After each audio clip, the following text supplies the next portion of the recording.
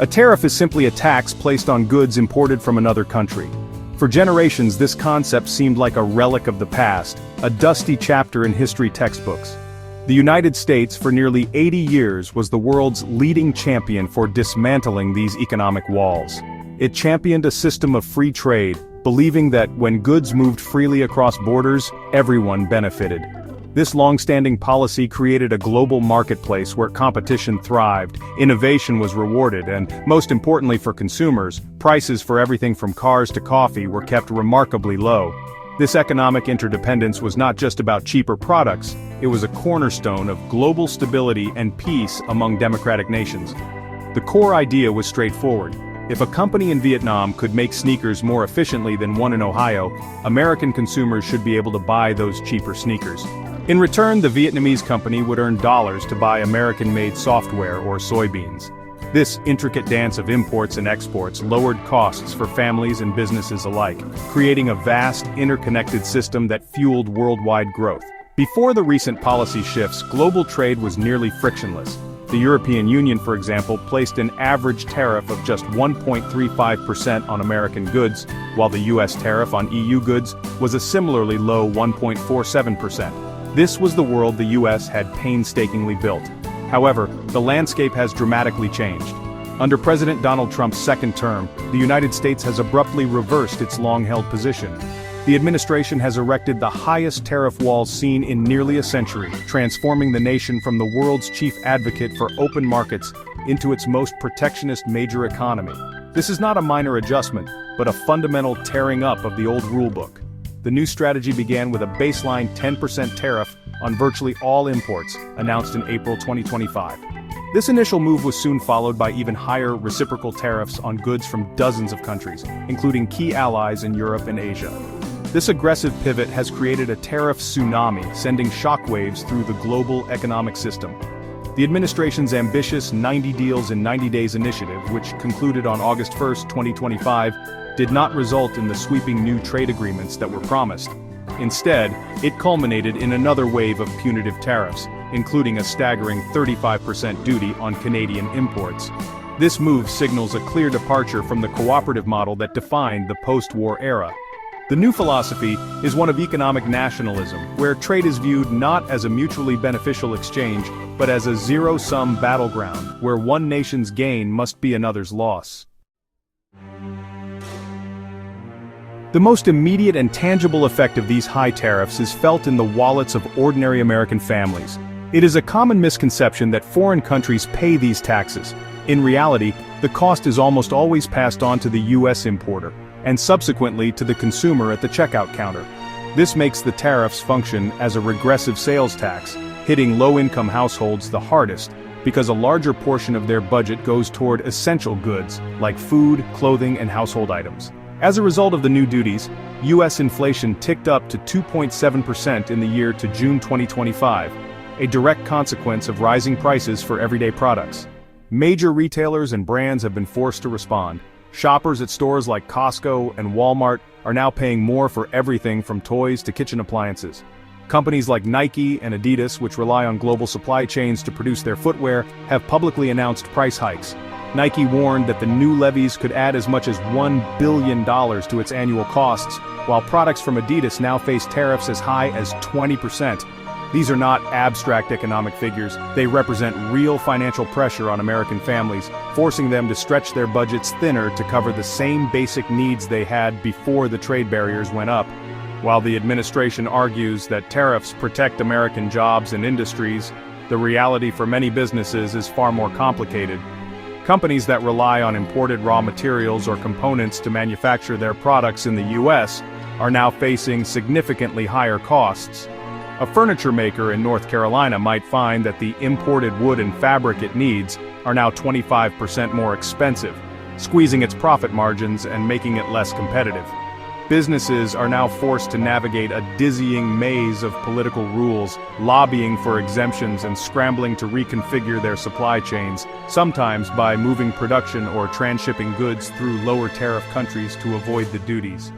This shift distorts the very principles of the free market. Success becomes less about innovation, efficiency, and creating the best product, and more about navigating political systems and finding loopholes.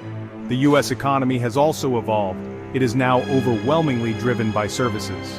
In 2024, over 80% of non-farm jobs were in sectors like software, finance, and entertainment, industries largely untouched by tariffs on goods. While this provides a degree of insulation for the overall economy, it does little to shield manufacturing sectors or the low-income consumers who bear the brunt of the price increases, creating a two-tiered system where some are sheltered while others are exposed to the full force of the storm. The new American protectionism has not gone unanswered.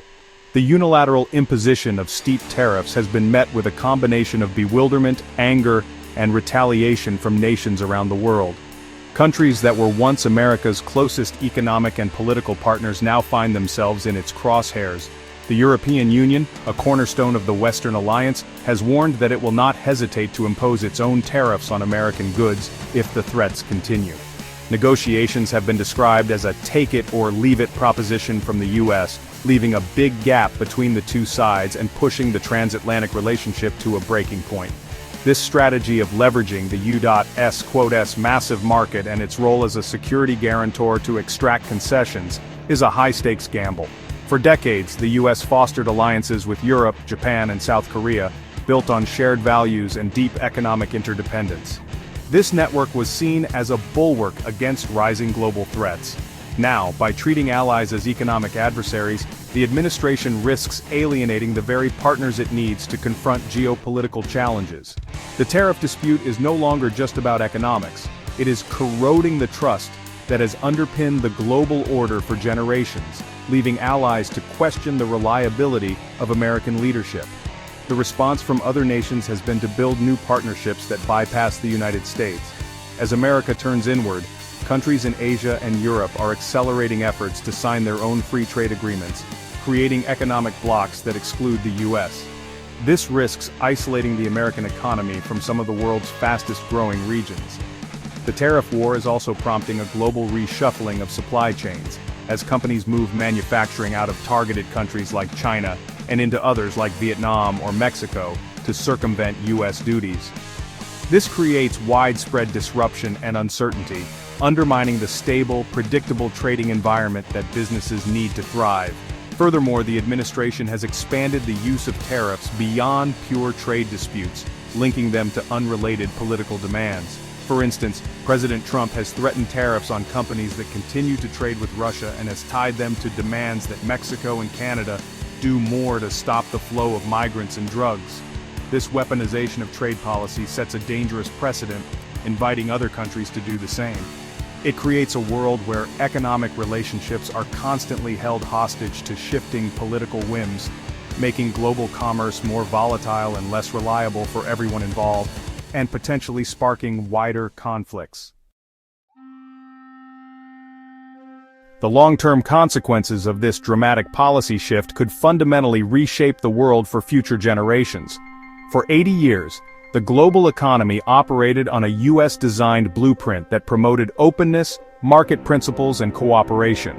This system, while imperfect, lifted hundreds of millions of people out of poverty and fostered an unprecedented era of peace among major powers.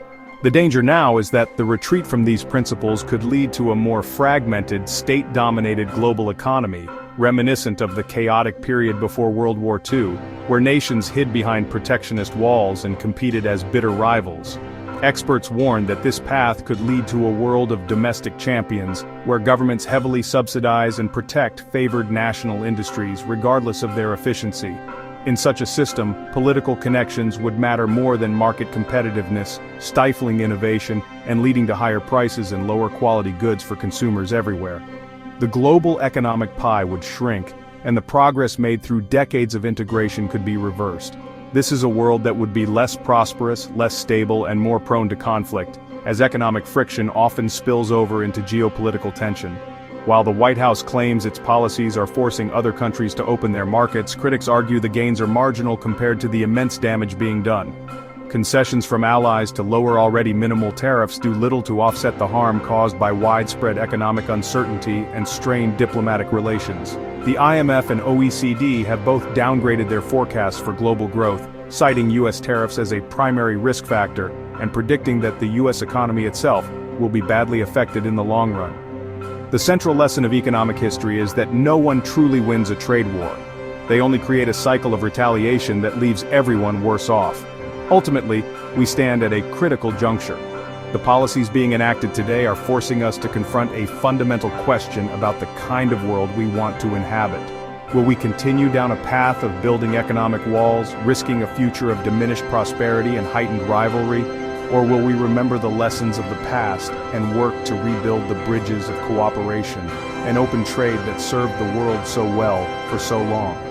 The choices made in Washington, Brussels, and Beijing in the coming months will not just determine the price of a television or a pair of shoes. They will define the economic and political landscape for decades to come.